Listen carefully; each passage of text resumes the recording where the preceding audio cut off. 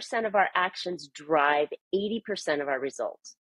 So, how do we know the right things to focus and which ones are just wasting our time and getting in the way of a profitable business growth? Today, we've got 4 business growth experts from our upcoming event, Accelerate Now, where we share 12 mistakes that are stalling your growth. I'm Marcia Riner, and I'm joined by Crista Grasso, Darrell Evans, and Annie P. Ruggles, and we're going to share a couple of ideas to get you started. So stay until the end, and we will tell you exactly how to get an actionable guide that can help you implement on these great ideas. Hey, Crista, you're up. Why don't you introduce yourself? Hi, I'm Crista Grasso. I am the founder of the Lean Out Method and the Lean Business Scaling System. And I have been helping businesses simplify and scale for more than 23 years. I specialize in helping businesses get laser focused on the right things to be spending their precious time, money, and energy on so they can scale in simple and sustainable ways. And I'm so excited to be kicking us off today and talking a little bit about the 20% that you should be focused on to drive your 80%. I'm so glad you're here with us today. So, what is one of the biggest mistakes that businesses make that keeps them from focusing on the right things? So I think the biggest mistake that a business makes that does keep them from focusing on the right things is having clarity on what those things actually are. All too often, what businesses end up doing is they're very busy, they're working really hard, but the things that they're investing their time, their energy, their money, their focus on end up not being the things that are actually going to drive the revenue, the profit, the results, and the impact that they actually want in their business. So I think if you want to avoid this mistake, the very first thing that you have to do is get crystal clear on what the vision is for the business. When you have clarity on your vision, that's going to drive your business model, what you sell, how you show up, how you work with clients. It's going to drive where you and your team invest your time, the things that you do, how you do them. It's going to drive every decision that you make in your business. And when you have a really clear vision, what I call a next level vision, that's going to help you focus on and really get clear on what that 20% is that's going to drive the 80% of actions that you want. Now, when it comes to vision, I hear a lot of business owners say, oh, yeah, I've got a vision. I know where I'm going. However, they either don't really have a clear vision, and I'm going to break down for you the 3 important facets that I think every next level vision needs, or they do have a vision, but it's something that's very separate and disconnected from the things that they and their team spend their time on day to day. And so you both need that clarity of vision, but you also need to connect that down to the actions that you're taking. And you need to make sure that your business model is in alignment. So here's what a next level vision is that really helps set you up success in for the 20% instead of the wasted 80% of things that don't matter. Number 1, which is the most obvious, you need to have a vision for the business itself. When you look to the future, let's look 10 years into the future. What are you known for? What are you the go-to business for? What is the problem that you solve in the market? And why are you the one that somebody wants to hire and the one that somebody wants to tell someone all about? So I think you really need to be clear about your business of tomorrow and what that business is, what it does, who it serves, all of those facets. But then there's your role. There's you as the owner, as the founder, as the CEO of your business. And what is your role in the future? How much do you want to work?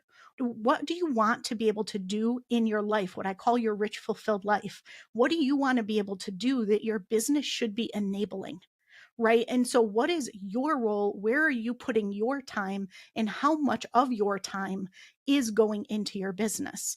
And then the third facet is the one that I see people overlook a lot. And I think this is just as critical as the first 2. And this is your clients. Who are your customers of tomorrow? If you look 10 years into the future, who are you serving? What are their problems and how have their problems evolved?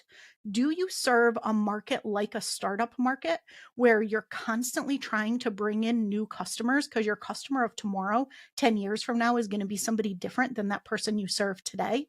Or do your customers grow and scale and evolve along with you? And you really need to be looking at how are you retaining the customers you have today, because they might still be the customers you have 10 years from now, or the customers who are telling other people about you 10 years from now. So I think it's really, really important that you're clear on business of tomorrow, your role and yourself, where you want to be in the future, as well as your clients. And when you have all three of those facets together, to me, that is a really rich and really clear next level vision. Now, the trick to this is you have to create your vision today from the mindset of the place that you will be 10 years from now.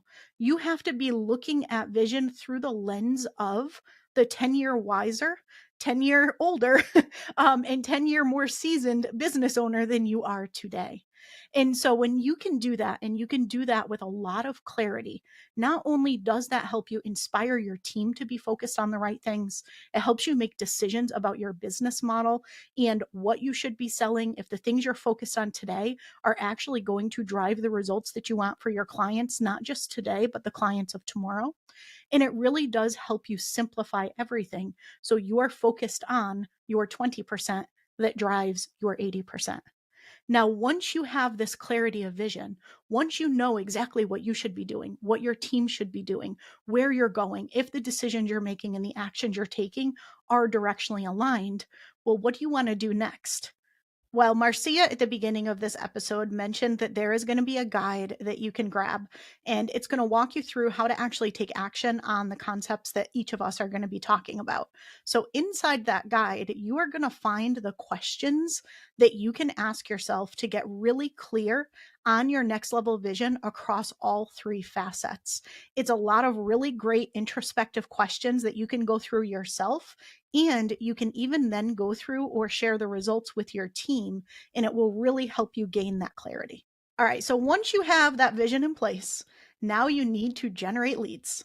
And so that's going to bring up Darrell Evans. Darrell, welcome. I'm excited for you to be sharing all of your lead generation magic. Can you please tell everyone a little bit about yourself and what you do? Hey, Krista, thanks so much for introducing me to the program.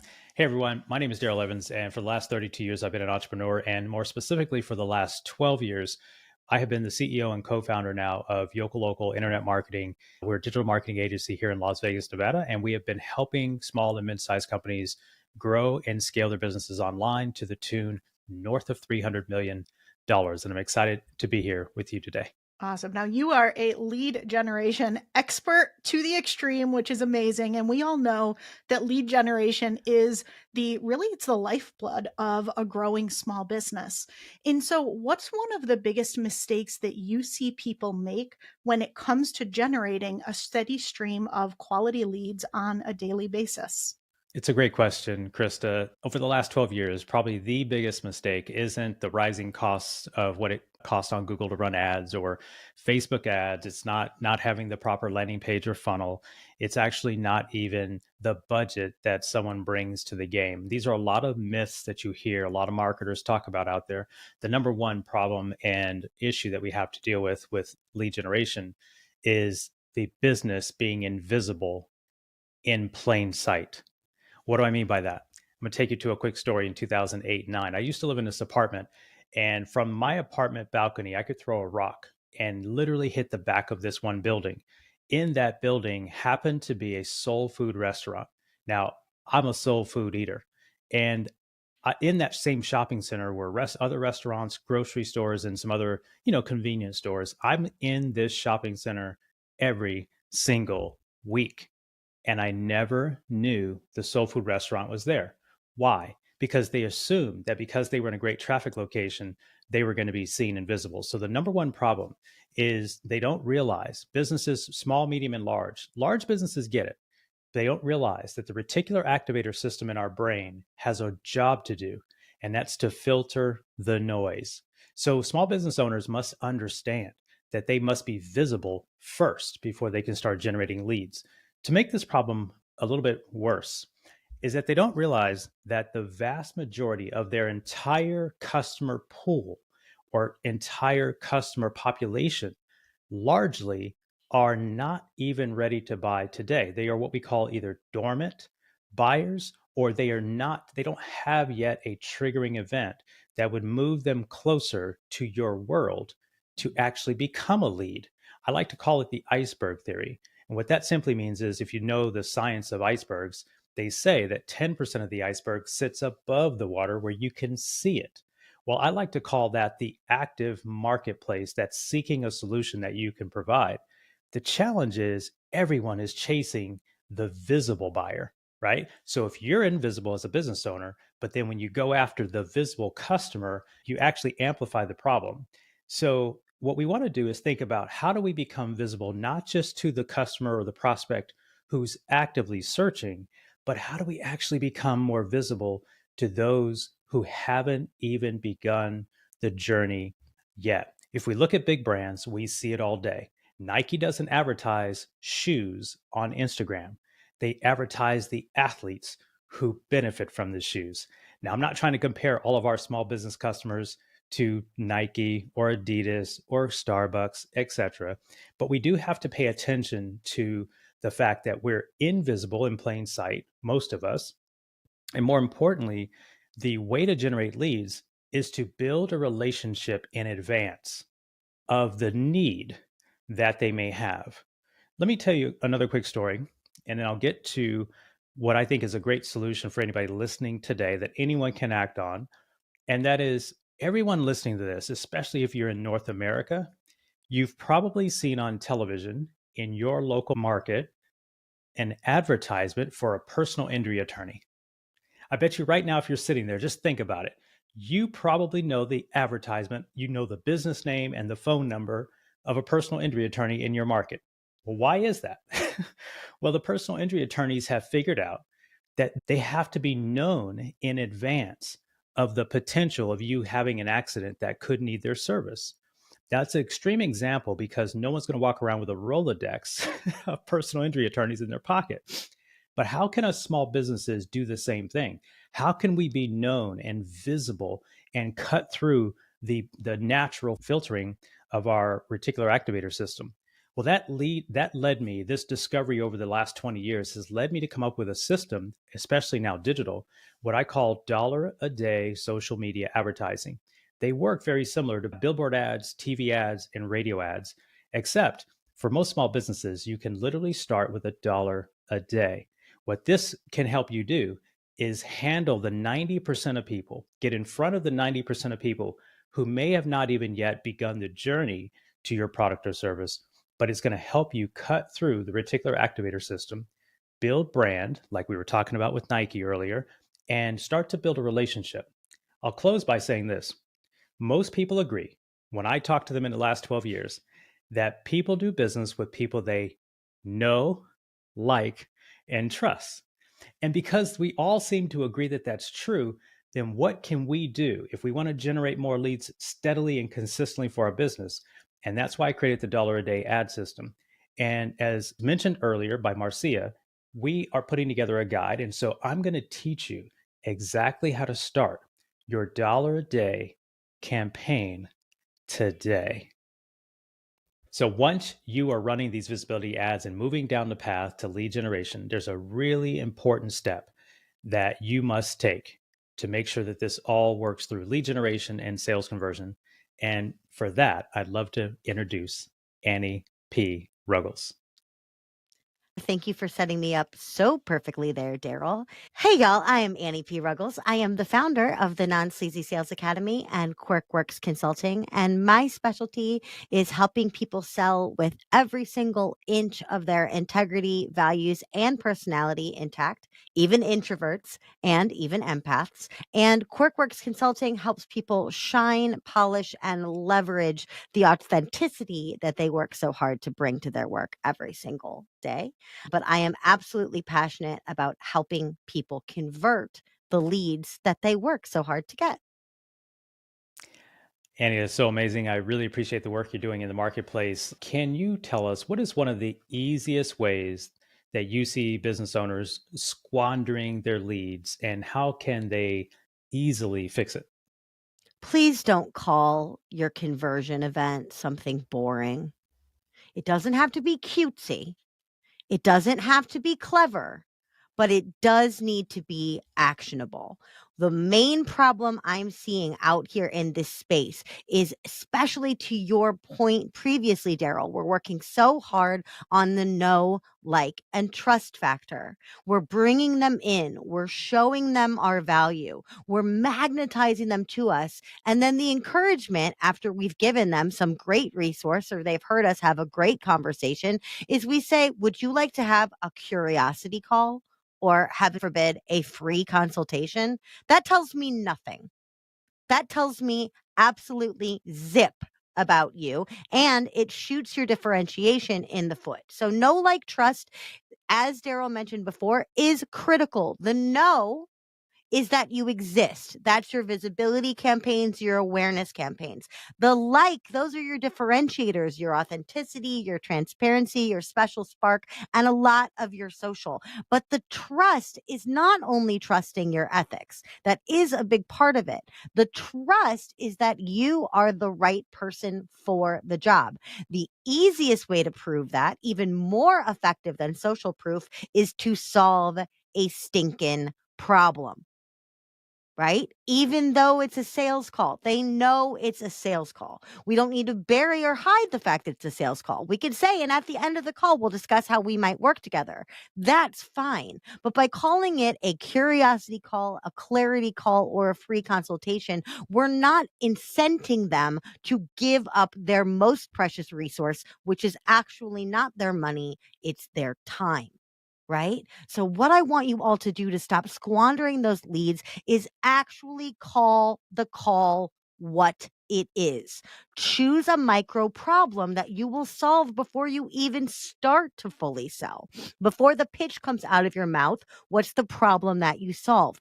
Call the call that thing. Darrell was just talking about his $1 a day lead strategy. A lot of us are very completely bamboozled, confused by our ad stats. One thing that Darrell could do, for example, is call it a demystify your last campaign call. Already, I have a reason to give up my time. Already, in a sea of competitors offering a free ad consultation, Darrell would stand out that way. So we are drawing in, we are magnetizing know, like, trust. And we are setting up for what I call the ecosystem of sales, which is actually seen, safe, and supported. But they cannot feel that until they have full confidence in your ability to partner with them to solve a problem. Explain the problem, you get around the objection of, oh, great, just another sales call. So that's what I have for all of you today. But if you go into the free guide that we have now all talked about, I'm going to help you pinpoint exactly what that problem could be that sets you up for success and is the glue between your social and ad campaigns and the program or service that you're selling. But once you get there, you have to remember why you're doing this in the first place. This isn't a hobby. This is a business. And for that, I turn to the queen of profit, Marcia Riner. Hi, Marcia. Welcome. Why don't you introduce yourself? Hey everybody, it's Marcia Riner again. I wanted to introduce myself a little bit. I am a business growth strategist and CEO of Infinite Profit Consulting. And for over 25 years, I've been helping business owners grow wealth. And they come to me looking to double or triple their net profit. Yeah, you heard me right. My Profit Booster method provides step-by-step pathway to profit with a strategy and tactics that actually drive growth and boost profit fast. Big question for you there, Marcia. Before we double or triple our profit, we should probably make some, stop squandering it, stop ruining our possibility of making some. What mistake of profit have you brought us today? What my clients and I have concluded is that you must change your focus, that 80% of the activities are truly driving the profits. And it's really important that the driver of profit is forefront. Hire someone to do the skills that, maybe you shouldn't be doing. You'd be surprised at the dollar per hour trade-off that someone is paying for your work versus someone who could do it that's competent. If you can imagine, you're $500 an hour, just an example, and you're doing something that takes you 5 hours that's not in your jam. If you paid somebody to do it and they got it done in an hour, and even if you paid them $500, that trade-off is huge. All right, so let's shift that around. What are the right things that you should be focused on? Where are you spending your time is most important. And I know you have a lot to do. I mean, we all do. But here's what I suggest. Making small incremental changes in the following areas that drive explosive profit. The first area is, we've got to work on having people and processes in place. So that's foremost. You've got to be able to move the business forward in repeatable areas. But the second most important place to really truly focus on are your leads to conversions. The third area is, how do you improve your closing rate? Leads don't just fall out of the sky and throw their credit cards at you. You've got to nurture them a little bit and get them to the point of where you can close on them. And that takes skill set. The fourth area that business owners forget about is their current client base. They're out chasing new clients and they forget about nurturing and building that relationship with their existing clients. That's a big moneymaker that many business owners forget about, is taking care of those. And then the fifth area is average price per sale and the frequency that you can get going in. Now, I know you're thinking, oh my God, Marcia, this is a lot of stuff, but these are really important foundational areas. And the final foundational area that I need you to focus on is managing your cost. There are hundreds and hundreds of ideas and revenue generators that can boost revenue, but the biggest problem is how you're running your business and the cost. So like I said, when you can increase incremental profit improvements on these 6 areas, you can boost your profits exponentially. And it's all about the profit booster method and your pathway to profit. And it's really spending your focus on the most important areas. So when we look at all these things, we find that there are ways to improve, right? You're thinking, well, I'm chasing leads really well, but my leads aren't dialed in, which is where you start to have Darrell's story, right? And you get that dollar per day sales strategy that gets you in front of your customers. And Crista talked about having your focus and your time and making sure that you're doing the right stuff in the right order and putting it all together. And then Annie concluded and brought it all together for us to say, you got to have the discovery call be very impactful for you. And these things all stack into your profitability and the way that you can move the needle on your profits. And so in this simple guide that we're all sharing out here, I've put a profit calculator in there. And if we made little changes, how would it impact your business? Boom, go check out this report. It'll give you some ideas on how you can move the lever in these 6 areas. This was really fun. Now, Crista, I need you to take us home from here. Thanks so much, Marcia. Really loved the value that each one of you has shared. I encourage all of you to go out and grab that guide that's going to take everything we talked about today and give you some ways to take action on it. You're going to be able to find that over at joinaccelerate.now.com. And while you're there, I'd love to invite you to join us for our upcoming Accelerate Now event. We are going to be diving way deeper into what we talked just a little bit about today, and we're going to be walking you through how to avoid the 12 costly mistakes that are slowing your growth. So if you got value out of this discussion, you'll really love what we're going to be diving into for Accelerate Now. Again, head over to joinaccelerate.now.com to grab that guide and to go ahead